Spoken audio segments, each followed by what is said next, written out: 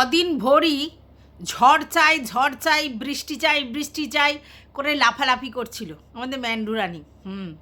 যবে থেকে নতুন ঘর করেছে তবে থেকে নতুন ঘরে বসে বসে ঝড় বৃষ্টি দেখবে এই মনস্কামনা শুধু ডাকছিল ভগবানকে, কেন ঝড় দিচ্ছে না, কেন বৃষ্টি দিচ্ছে না। তো এইগুলো শুনে না প্রচুর ভিউয়ার্স ওকে বলেছে, তুমি বৃষ্টির কথা বলছো ঠিক আছে, কিন্তু ঝড়ের কথা কেন বলছো? ঝড় হলে মানুষের কত ক্ষয় ক্ষতি হয় তোমার আইডিয়া আছে? ঝড় কেউ চায়? ঝড়ে প্রচুর দুর্যোগ হয়, নানা জায়গায় গাছপালা ভেঙে পড়ে, কত মানুষের ঘর বাড়ি উড়ে যায়, কত মানুষের কত প্রবলেম হয়। আজকের যারা কষ্ট করে জীবনযাপন করে তাদের ঘরদোর উড়ে গেলে নতুন করে তারা কি করে থাকবে? রাস্তায় কত মানুষ থাকে, তাদের কি হবে? তুমি কি করে ঝড়টা চাও? বাট ম্যান্ডি তো ম্যান্ডি, সে কার কি হবে সেটা নিয়ে তো তার মাথা ব্যথা নেই। তার বক্তব্য, আমি উপরে টিনের ঘর করেছি, মানে টিনের ঘর করেছি, সেখানে টুপটাপ বৃষ্টি পড়বে, আওয়াজ হবে, সেই আওয়াজে আমার ঘুম হ্যাপি হবে, তারপর ঝড় হবে, আমি মনে হবে যেন আমি শুয়ে শুয়ে দেখতে পাচ্ছি গাছপালা নড়ছে, হ্যাঁ সব কিছু নড়ছে, সেগুলো দেখে আমি রোম্যান্টিকতা ফিল করব। আর তারপরে 7 তাড়াতাড়ি ব্লগ বন্ধ করে দিয়ে উপরের ঘরে বরের সাথে ঝড়কে আলিঙ্গন করে কুলুকুলু করব। সঙ্গে হয়তো লাল জলের ফোয়ারাও থাকতে পারে। আর তার জন্যই তো মেয়েকে নিচে শোয়াবো আর মায়ের তো একা উপর নিচে থাকতে পারবে না, তাই মাকে ডেকে নিয়ে আসা যে তুমি মেয়ের কাছে নিচে শোও, আমরা উপরে দুই স্বামী স্ত্রী মিলে একটু লাল জলের ফোয়ারা দিয়ে আর সুন্দর করে গান চালিয়ে রোম্যান্টিকতায় ভরে একেবারে শনিবারটা, মানে শনিবারের খেলাধুলা মঙ্গলবারে নিয়ে চলে আসবো। এই জন্যই তো ঝড় চাইছিল, রোম্যান্টিক ফিল করবার জন্য। তো সেই একেবারে ঝড় ভিতরে ঢুকে গেছে, বুঝতে পেরেছো তো? ঝড়ও বলছে ঠিক আছে, তোর ঝড়ের এত ইচ্ছে, ঠিক আছে তোর ভিতরে ঢুকে যাই ঝড়। আর যেমন ভাবা ঝড়ের তেমন কাজ করেছে, প্রচুর লাফালাফি করছিল সেদিনকে, প্রচণ্ড খুশি হয়েছে, হেভি আমেজে ঘুম হয়েছে, সেই ফিল, ঝড়কে আলিঙ্গন করেছে, একেবারে হেভি ব্যাপার। তারপরে কালকে রে, সেই ঝড় সেই বৃষ্টি। আর বৃষ্টি কোথা দিয়ে পড়ছে? ও যে টিনের ঘর করেছিল সেই দেয়াল চুঁয়ে বৃষ্টি পড়ছে, পুরো যেখানে বোর্ড ইলেকট্রিকের লাইন সেইখানে জল ভর্তি পড়ে যাচ্ছে। এবার জানো তো তোমরা যে ইলেকট্রিক বোর্ডে যদি জল ঢোকে তাহলে শর্ট সার্কিট হয়ে যাওয়ার প্রবণতা থাকে, পুরো দেয়ালে বডি হয়ে যাওয়ার প্রবণতা থাকে। এবার তার থেকে তো জানে যে সেটা খুব মারাত্মক একটা জিনিস, খুব ভয় পেয়ে গেছে। এইবার ইলেকট্রিশিয়ানকে ডেকেছে এবং যাকে দিয়ে 80,000 টাকা খরচা করে এই ঘরটা করেছে তাকে ডেকেছে এবং বলেছে আমি 80,000 টাকা খরচা করেছি আর 1 পয়সাও দেবো না, তোমরা আমাদের ঘর ঠিক করে দিয়ে যাও, ঠিক আছে? আচ্ছা, এইবার এইটা বলতে গেলে আমার নিজের কিছু অভিজ্ঞতা এই ব্যাপারে বলতে হবে, কারণ তোমরা জানো আমাদের যে উঠানটার তার কিছুটা অংশ আর কলতলার কিছুটা অংশ আমরা শেড করেছি নিচটা, ঠিক আছে? এবং কেন করেছি, কিসের জন্য করেছি সেটাও বলবো, আর কী প্রবলেম ফেস করেছিলাম সেটাও বলবো। তো এখন আমরা যখন ওই জিনিসটা তৈরি করি তখন আমাদেরকে একটা এস্টিমেট দেওয়া হয়, যদিও সেই এস্টিমেটে কাজটা হয় না, অনেক টাকা বেশি লাগে। এবার শেড তো লাগানো হয়ে গেছে, ওরকম নিচে ঝুলিয়ে পুরো শেডটা লাগানো হয়ে গেছে। এবার আমরা শেডটা কেন লাগিয়েছিলাম আমি তোমাদেরকে বলেছিলাম, আমার যে সামনের ছোট্ট বারান্দাটা যেখানে আমরা জুতোর র্যাক ফ্যাক আর মিটার আর দুটো চেয়ার রেখেছি, তোমাদের একদিন দেখিয়েছি, ওই জায়গাটা অ্যাকচুয়ালি সিঁড়ি করার কথা ছিল, বাট আমি ওই সিঁড়িটাকেই ঘাড়ে নিয়ে আমি ওই জায়গাটা একটা বারান্দা মতো করে নিয়েছি। এবার যেহেতু সিঁড়ি করার কথা ছিল, ওখানে কোনো ওই লিন্টন বলে যেগুলো, সেইগুলো ঢালাই করা হয়নি, ঠিক আছে? এইবার ওই জায়গাটা মানে পুরো প্লেন হয়ে আছে, আর উপরে ঠাকুরঘরের যে এটা সেখান থেকে একটা ঢালাই করা আছে, সেটা একটুকুনি আছে, কিন্তু যখন জলের ঝাপটা হয় তখন ওই দেয়ালটা আটকায় না, এবং সামনে ফ্রন্টে কোনো জায়গা নেই বলে কেউ যদি সামনে দিয়ে আসে গ্রিল খুললেই সে ভিজে যাবে বৃষ্টি হলে। তার জন্যই আমরা ওই শেডটাকে তৈরি করলাম, নাহলে ওই শেড করার কোনো প্রয়োজন ছিল না ওই জায়গাটাতে। কারণ করতে হলো কি, কেউ আসলেই ওইখানে দাঁড়িয়ে থাকলে ভিজে যাবে, তারপরে ঘরে ঢুকবে, তাই শেডটা করলে কি শেডের মধ্যে ঢুকে গেল, ছাতা পাতা বন্ধ করে নিল, তারপর ওখান থেকে ঢুকলো, কোনো অসুবিধা নেই। তো ওই জন্য ওই শেডটা করেছিলাম, এবং ওর সঙ্গে জয়েন করে আমরা কলতলার দিকটাও করেছিলাম, কারণ দিদি বাসন টাসন মাজবে, তো ভিজে যাওয়ার জায়গা আছে, তাই কলতলাটাতেও শেড। যদিও কলতলায় আমাদের কিছুটা ছাদ থেকে বাড়ানো আছে, সেই বাড়ানো জায়গাতে জলটা পড়ে, ঝাপটাটা সেই অর্থে লাগতো না, তবু ওই শেডটা যখন করছি একসঙ্গেই করে নিয়েছি, তো পুরোটা ঘিরে। এইবার শেড করার পর আমরা দেখি ওই দেয়ালে চুঁয়ে চুঁয়ে জল পড়ছে সমানে, এবং ঠিক যেখানে আমাদের সিঁড়ি শুরু সেই পাদানিটাতে জলে ভেসে যাচ্ছে। ঠিক আছে, এবার আমরা ভাবি কি হয়েছে কি হয়েছে, তারপরে দেখি যে ওই যখনই খুব জোরে জোরে বৃষ্টি হয় দেয়াল চুঁয়ে চুঁয়ে চুঁয়ে টপ টপ করে ওই জায়গায় জল পড়ে। কিছুতেই ঠিক হয় না, যারা ঠিক করে তাদেরকে ডাকি বারবার, কিছু টাকা পেমেন্ট বাকি ছিল তার জন্য তারা বারবার এসছে, কিন্তু কিছুতেই কিছু করে না, বারবার ঢালাই খোলে ঢালাই তোলে, ঢালাই খোলে ঢালাই তোলে, ওইখানে চটায়, কিছুতেই কিছু হয় না, সেই জল চুঁয়ে চুঁয়ে চুঁয়ে চুঁয়ে কিছু না কিছুভাবে পড়ে। ওরা বলে ওখানটা ফেটে যাচ্ছে সিমেন্টিং করার পরও, হ্যানা ত্যানা অমুক তমুক নানা কিছু। তারপরে কি হলো বলো তো, তারপরে আমাদের যখন পাঁচিল তৈরি হলো সেই সময় যে মিস্ত্রি এলো সে বলল একটা উপায় আছে, তাহলে আর জলটা পড়বে না। তাহলে কি করতে হবে, শেডের উপর দিয়ে কিছুটা জায়গা একটু কেটে তার মধ্যে ওই যে অ্যালুমিনিয়ামের শিট আছে সেই শিটগুলোকে ঢুকিয়ে দিতে হবে। বুঝতে পেরেছো, মানে শেডটা এরকম রয়েছে, তার উপরে এরকম অ্যালুমিনিয়ামের শিট কিছুটা কেটে ঢুকিয়ে দিতে হবে, ঢুকিয়ে তারপরে সেই জায়গাটাতে ঢালাই করে দিতে হবে। তাহলে যে জলটা ওইখানটায় কোলে পড়বে সেটা ওই অ্যালুমিনিয়ামের শিট দিয়ে ওই শেডের উপর দিয়ে চলে আসবে। এই করে জায়গাটা ঠিক হয়েছে। তো ওদেরও যা হয়েছে তাতে তাই করতে হবে, কারণ ওই যে জায়গাটা এই যে শেডের ওখানে যে টিনটা ঢোকানোর কথা, ওটা হচ্ছে দেয়াল কেটে ঢোকাতে হয়, বেশি করে গ্রুপ করে দেয়াল কেটে ঢোকাতে হয়। যদি কম গ্রুপ করে দেয়াল কাটে তাহলেই ওই জিনিসটা হয়, সেটাই মনে হয় হয়েছিল। তাহলে এখন ওদের একটাই উপায়, পুরো লম্বা করে একটা শিট কিনে সেই শিটটাকে আবার সেই কেটে ওখানে ঢুকিয়ে মশলাপাতি দিয়ে আটকে দিতে হবে, যাতে ওই শেডের জলটা গিয়ে টিনের বাইরে দিয়ে পড়ে, না হলে কিন্তু সমস্যা মিটবে না। তো এবারে আমার যেটা হয়েছিল সেটাই ওদের হয়েছে, আমি দেখতে পাচ্ছি জল ওরকম চুয়ে চুয়ে পড়ছে, কিন্তু ওদের অনেক বেশি পড়ছে, আমার অল্প পড়ছিল। তো ওই জন্য ওদেরকে কিন্তু জিনিসটাকে করতেই হবে, নাহলে হবে না। এবার ও বলছে আর এক পয়সাও দেবো না। তো এক পয়সা না দিলে কাজ হবে না, হ্যাঁ পয়সা তো দিতে হবে, নাহলে ওই জিনিসটা হয়।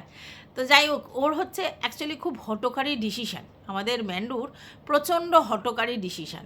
একটা জিনিস মনে হলো, ইচ্ছে হলো, স্বপ্ন হলো, করে নিলাম, সেটা করলে তো হয় না। তার জন্যই কিন্তু লোকে ওকে বলেছিল উপরে টিনের ঘর করো না, উপরে তুমি এমনি ছাদের ঘর করো, পাশে যে জায়গাটা ছাদটা আছে সেই জায়গাটাতে টিন শেড দাও। তখন বলছিল না আমার খোলা ছাদ পছন্দ। সে বললে তো হয় না, প্র্যাকটিক্যাল আর ইমোশন দুটোর মধ্যে তফাৎ আছে। আমরা ইমোশনালি অনেক কিছু ভাবি, খোলা মেলা হ্যানা ত্যানা অমুক তমুক অনেক কিছু ভাবি, কিন্তু বাস্তবে কি সেটা সবসময় সম্ভব হয়? আমি তোমাদেরকে বলেছিলাম যে যে মেহুর মারা ওরা যে উপরের ঘরটা করেছে, উপরের ছাদটা শেড ফেড করে সুন্দর করে সাজিয়েছে, খুব সুন্দর করে, যদিও ছাদটা যদিও বা বড়, তাহলে এরা এটা করতেই পারতো যে উপরে একটা ঘর করে, টিনের ঘর না করে এমনি ঘর করে বাদবাকিটা শেড দিয়ে লাগাতো, সেখানে ফুলের গাছপাজও লাগাতো। আর যদি মনে হতো রান্না করার জায়গা, তাহলে ওপেন কিচেন টাইপের ছোট্ট করে একটু একটা সিঙ্ক রেখে একটুখানি সামনে একটা জায়গা করে সেখানে রান্নার একটা ব্যবস্থা করা যেত, খুব ভালো হতো। ঠিক আছে, একটা গ্যাস লাগাক কি একটা ইন্ডাকশান লাগাক, মাইক্রোওভেন লাগাক, এখন ওর মনে হচ্ছে এখানে উপরে মাইক্রোওভেন লাগাতে হবে, উপরে ইন্ডাকশান লাগাতে হবে, উপরে ওয়াশিং মেশিন লাগাতে হবে। তো এই প্ল্যানগুলো তো আগে থাকতে করতে হয়, যে আমার ওয়াশিং মেশিনটা বাথরুমে রয়েছে, আমি যদি ছাদেই জামা কাপড় মেলি, তাহলে আমার ছাদে যদি একটা ওয়াশিং মেশিনের সমস্ত কিছু ব্যবস্থা করে নিই, তাহলে আমি ছাদেই ওয়াশিং মেশিনে কেচে ওয়াশিং মেশিনে জামা কাপড় এখানেই মেলে দিই, তাহলে আমার কষ্ট করতে হয় না, আর বাথরুমে রাখতে হয় না। এটা গেল। দ্বিতীয় কথা হচ্ছে এখন ওর মাইক্রো ওভেন ইন্ডাকশান এখানে তোলবার ইচ্ছা হচ্ছে, তার জন্য তো প্ল্যান মাফিক ওকে আগেই করতে হতো। অনেকেই, আমি বলেছিলাম যে যে জায়গাটা পুরো একদম ঘিরে নিয়ে গোডাউন মতো করেছে, সেই জায়গাটাতে বলেছিলাম যে খোলামেলা রাখতে, মানে কাজ দিয়ে দিয়ে করতে, তাহলে ওখানেও হচ্ছে রান্নার ব্যবস্থাটা করা যেত, তাই না? অনেক কিছু প্ল্যান করে করলে অনেক কিছু করা যেত। এবং যখন যে জিনিসটা করছে তার আগে যদি একজন ইন্টিরিয়ারের লোকের সঙ্গে একটু কনসাল্ট করতো না, তাহলেই সুন্দর করে এই জায়গাটা হতো। নিজেদের বুদ্ধি সবসময় কাজে লাগে না, যে নিজেদের বুদ্ধি। এত হঠকারী ডিসিশানও সবসময় ঠিক নেই।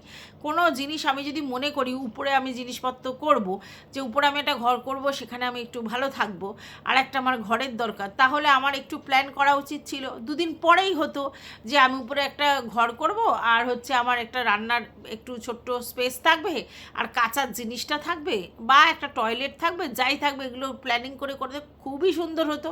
কিন্তু না, হচ্ছে বেড়ে পাকা সব কিছু নিজে ওস্তাদি মেরে করব, আর তার জন্যই এরকম খাপছাড়া খাপছাড়া জিনিস হয়। আজকালকার ডেটে বলো, যাদের এতটুকু পয়সা খরচা করার মানে ক্ষমতা আছে, তারা সবাই ওয়েল প্ল্যান করে একটা জিনিস করে, বাট এর মধ্যে সেটা নেই। এত হঠকারী ডিসিশন, যার জন্য সবসময় ভুল হয়, আর যে জিনিসটাই করে সেই জিনিসটাই খেসারত দিতে হয়, আর তারপরে এটা করব, ওটা করব, সেটা করব। যখন সবাই বলেছিল দোলনাটা ভিতরে রাখো, তখন রাখবে না, তারপরে এখন দোলনাটাকে ভিতরে রেখেছে, পরে বলছে ওটাকে রং করে বাইরেই রাখবে। তাহলে আমি ছাদটা একটু সেট করে নিই, তাহলেই আমার অসুবিধাটা হয় না।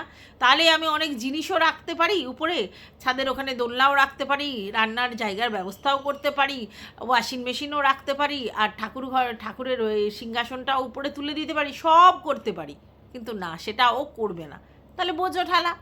তো যাই হোক, তা দেখলে এবার তাতে কি দেখালো, যে ওর একটা হেয়ার ড্রায়ার পর্যন্ত বাড়িতে নেই। মানে এই যে জল ঢুকে গেছে, তার জন্য ড্রায়ার দিয়ে ওই জায়গাটাতে আর কি গরম হাওয়া দিলে আর কি ওই জায়গায় জলটা শুকনো হয়ে যাবে, তার জন্য ড্রায়ার চাইছিল। এবারে এটা নতুন স্টিমার পেয়েছে, যেটা 11 কোম্পানি থেকে স্টিমারটার অ্যাড দিল, সেই স্টিমারটা ওর ননদকে দিয়ে দিয়েছিল।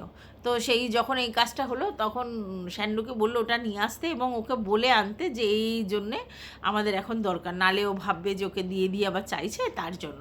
তো আমি একটা বুঝি না, ম্যান্ডি প্রচুর টাকা ইনকাম করে, প্রচুর টাকার ফালতু ওয়েস্টেজও করে, প্রচুর কেনাকাটি, এটা সেটা হাবি জুবি অনেক কিছু করে, তোমরা দেখেছো। তাহলে সেই ম্যান্ডি তার বাড়িতে একটা হেয়ার ড্রায়ার রাখতে পারে না? 15 বছর আগে নাকি কোথায় স্যান্ডি এক হেয়ার ড্রায়ার দিয়েছিল, সেটা খারাপ হয়ে গেছে। 11 কোম্পানির খুব সুন্দর একটা হেয়ার ড্রায়ার আছে, যেটা আমি ইউজ করি, তোমাদের দেখিয়েছিলাম।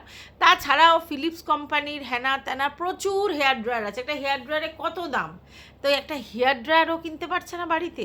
চুল শুকানোর জন্য তো একটা ড্রায়ারের প্রয়োজন হয়, ও বেশিরভাগ সময় ও বেলা করে স্নান করে। না, ওর বাড়িতে কিন্তু একটা হেয়ার ড্রায়ার তুমি পাবে না। মানে আমি অবাক হয়ে যাই যে এরা কীরকম ধরনের অদ্ভুত না, এত টাকা এত জায়গায় খরচা করছে, আসল জায়গাতে নেই। আচ্ছা, আরও একটা জিনিস দেখবে, ইনভার্টারের ব্যবস্থা নেই। ছোট ছোট যাদের মানে ঘর, যাদের পরিস্থিতি তেমন নয়, তারাও আজকালকার দিনে এত কারেন্ট অফ হয়, হ্যাঁ, যে একটা ইনভার্টারের ব্যবস্থা করে রেখেছে। কলকাতা শহরের কথা বলতে পারবো না, কিন্তু একটু গ্রামে গঞ্জের দিকে, মফস্বলের দিকে কিন্তু সবাই ইনভার্টারের ব্যবস্থা বাড়িতে করে রেখেছে। কিন্তু ম্যান্ডির দেখো ইনভার্টার নেই, হেয়ার ড্রায়ার নেই, ইনভার্টার নেই। তাহলে এরা কীরকম? যখন বাড়িতে আমি দুটো এসি লাগাচ্ছি, বাড়িতে সমস্ত রকম ফ্লেক্সিবিলিটি রাখছি, তাহলে আমার কারেন্ট অফ হয়ে গেলে আমি কষ্ট করতে পারবো? কারণ এসিতে থাকার পর যদি হঠাৎ করে কারেন্ট অফ হয়ে 2 ঘন্টা না আসে, আমার অন্তত ফ্যানটা তো প্রয়োজন হবে। তাহলে ইনভার্টারের ব্যবস্থা করি না, সেটার নেই। বাড়ির সামনের যে গেটটা, সেটা বারোয়ারি গেট, তোমরা জানো, সেই গেটটা পর্যন্ত যা দুর্দশার অবস্থা, মানে চিন্তার বাইরে। একটা বাড়ির তো একটা মানান আছে, তো গেটটা দেখলেই তোমাদের মানে কান্না পেয়ে যাবে। এবার অনেকে বলতে পারে যে এখানে তো ওদের একার ব্যাপার না, আরও সবার আছে। মানছি, সবাই ওই গেটটা দিয়ে চলাফেরা করে, সবার একটা দায়িত্ব আছে। কিন্তু ম্যান্ডি তো অনেক টাকা ফালতু পয়সা খরচা করে, একে তাকে গিফট দিয়ে তো অনেক পয়সা খরচা করে। তো পুজোর সময় বা অন্য সময় কাউকে গিফট না দিয়ে, না এটাই সারিয়ে নিল সামনে গেটটা, একটা সুন্দর করে, একটা মানানসই ব্যাপার আছে তো। এ কোথায় জানে না, মানে কোথায় ইনভেস্ট করতে হয়, কোথায় খরচা করতে হয়, কিভাবে মেনটেন করতে হয়, কিচ্ছু জানে না। পয়সা থাকলেই যদি সবার মধ্যে সব ক্যাপাবিলিটি এসে যেত, তাহলে তো হয়েই যেত। তো ম্যান্ডুর মধ্যে সেই ক্ষমতাই নেই। ফালতু ওয়েস্টেজ ছাড়া, হঠকারী ডিসিশান যে নিয়ে ভুলভাল পয়সা খরচা করা ছাড়া, ওর দ্বারা কোনো সুস্থ পরিকল্পনা মাফিক কিছু করা সম্ভব নয়। আর তার জন্য এই জিনিসটা হচ্ছে। মাইক্রোওভেন কিনে জনির ঘরে রেখে দিয়েছে, মানে সিঁড়ির তলায়। ওয়াশিং মেশিন কিনে তোমার হচ্ছে বাথরুমে রেখে দিয়েছে, যেখানে জল ফল ভর্তি, সেখানে রেখে দিয়েছে। তো সেই জিনিসটাও নষ্ট হওয়ার। তারপরে দোলনা একটা ঢাউস কিনেছে, কোথায় রাখবে তার ঠিক নেই, একবার ঘরে রাখছে, একবার ছাদে রাখছে। একটা বড় সুন্দর মন্দির কিনলো ঠাকুরের, সেই মন্দিরটা কোথায় রেখে দিয়েছে? বারান্দায়। সব কিছুতে একটা শোভা আছে, মন্দিরটা কিন্তু বেশ সুন্দর দেখতে, সেটাকে সুন্দরভাবে গুছিয়ে গাছিয়ে রাখি না।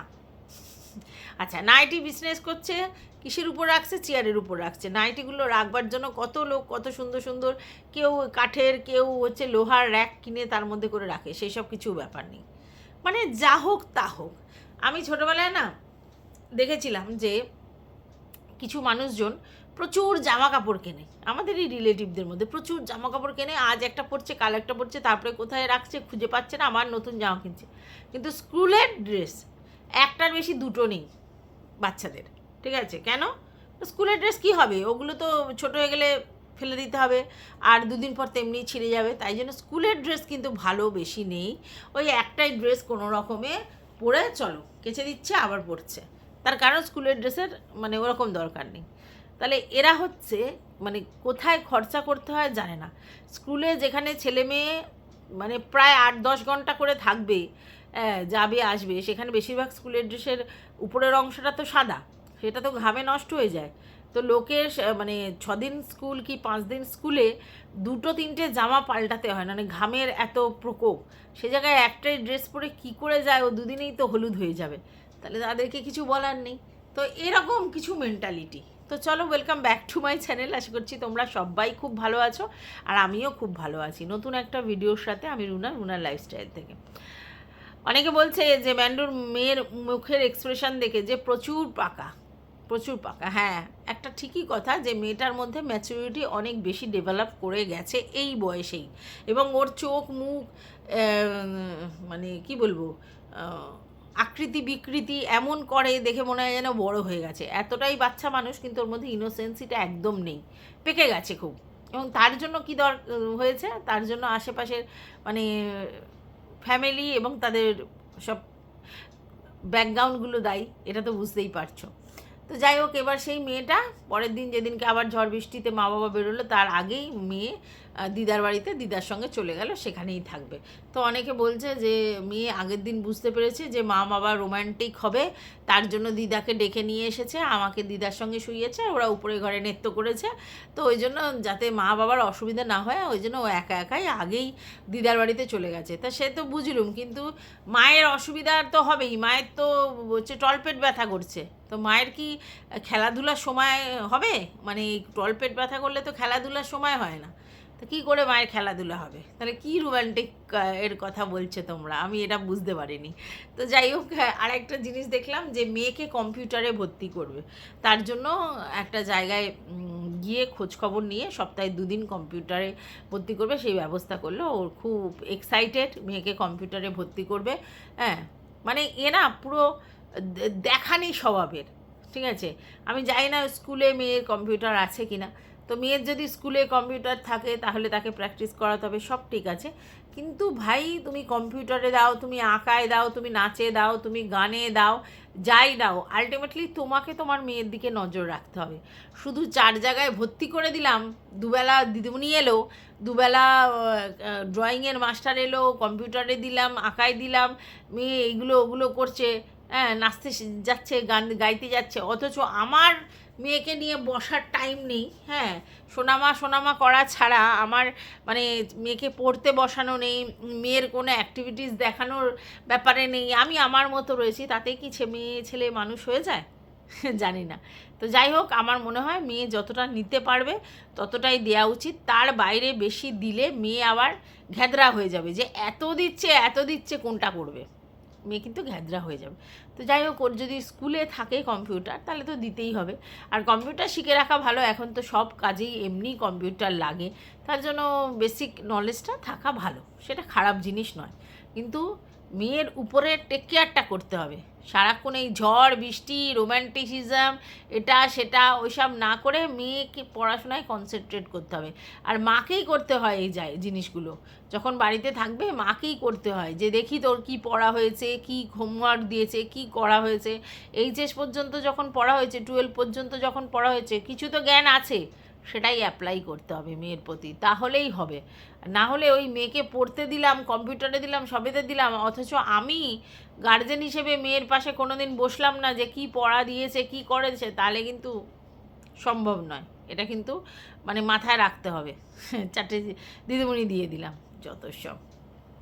তো যাই হোক, ওই যখন ইলেকট্রিশিয়ানটা এসছে, কত কি এস্টিমেট, কত কি খরচ, সবাই বলছে যে কেন সেখানে স্যান্ডি কিছু বলতে পারলো না, স্যান্ডি কেন এস্টিমেটটা নিল না, সব কেন মানে বউকে দিয়ে এস্টিমেট নিল না। আরে তোমরা এই যে অবান্তর প্রশ্ন করো না, আমার না অবাক লাগে।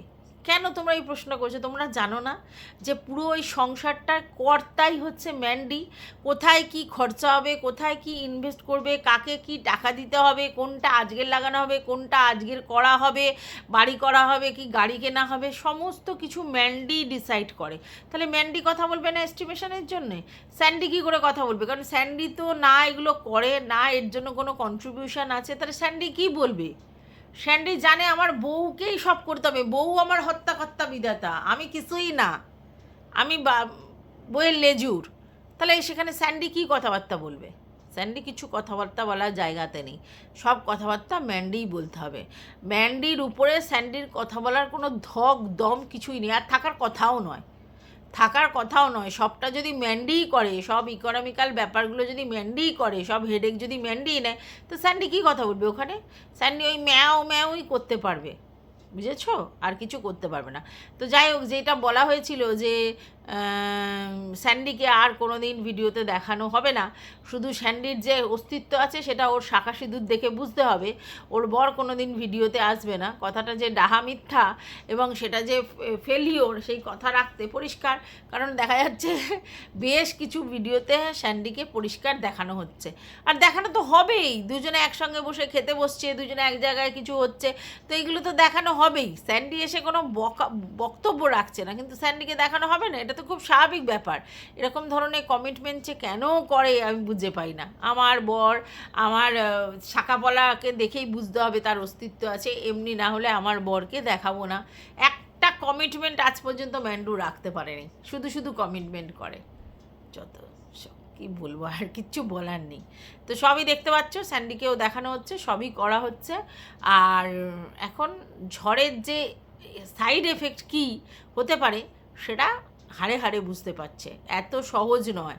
ঝড় জল হলে যে কত লোকের কত ক্ষয়ক্ষতি হয়, যারা চাষবাস করে তাদের যে কত ক্ষতি হয়, যাদের ঝুপড়া ঝুপড়ির ঘর তাদের যে কত ক্ষতি হয়, সেই ইয়ত্তা নেই। আর ঘরে বসে বরকেও যেতে হয় না কাজে, ওকেও যেতে হয় না বাইরে কোনো কাজে, রোজের রোজ বাসটামের ডিউটি করতে হয় না, বুঝবে কি মানুষের জ্বালাটা, বুঝবে কি? তাই জন্য বাড়িতে বসে বসে রোম্যান্টিক হওয়ার জন্য ঝড় চাই করছে।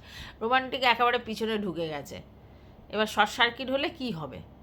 কোনো হটকারী ডিসিশান, সব কিছু কোনো আগে থাকতে বুদ্ধি ফুদ্ধি অ্যাপ্লাই করে ঠিকমতো কাজ করে না। মানে পয়সা থাকলেই হয় না, তার জন্য সত্যি শিক্ষা খুব প্রয়োজন, স্ট্যান্ডার্ড খুব প্রয়োজন। এই যে লো স্ট্যান্ডার্ড লোকগুলো হঠাৎ করে হাতে পয়সা পেয়ে গেলে এরকম ধরনের ধরাকে সরাগান করবে, আর যখন যেটা মনে হবে করতে যাবে, আর সব সময় ভুলে ভরা পৃথিবী হবে। আর তারপরেই তার এফেক্ট, এই হয়েছে, ওই হয়েছে, সেই হয়েছে। একটা ওয়াশিং মেশিন কিনেছে, সেটা কোথায় রাখবে না, কোথায় সিঁড়ির ওখানে রাখবে ওয়াশিং মেশিন, ভাবতে পারছো? আমি জানি না বাবা ওখানে কীভাবে রাখবে, তার উপর দিয়ে সিঁড়ির এখান দিয়ে কী আসবে। আচ্ছা, আর তারপরে হচ্ছে তোমার ঠাকুর তো দেখেছো বারান্দায় রাখা, এখন বলছে ইন্ডাকশান মাইক্রোওভেন সব উপরে তুলবো, তার লাইন করবো, আবার এক একদিন এক একটা করবে, ইলেকট্রিশিয়ান যখন আসবে একসাথে ধরেই সব করবে। তো এখন ও প্ল্যান করতে বলছে, তোমরা প্ল্যান করো কোথায় কি রাখলে কি হবে, ভাবো। তো যাই হোক, এই ভিডিওটা আমার এই পর্যন্তই ছিল, নতুন একটা ভিডিও নিয়ে আসছি, ততক্ষণের জন্য টাটা।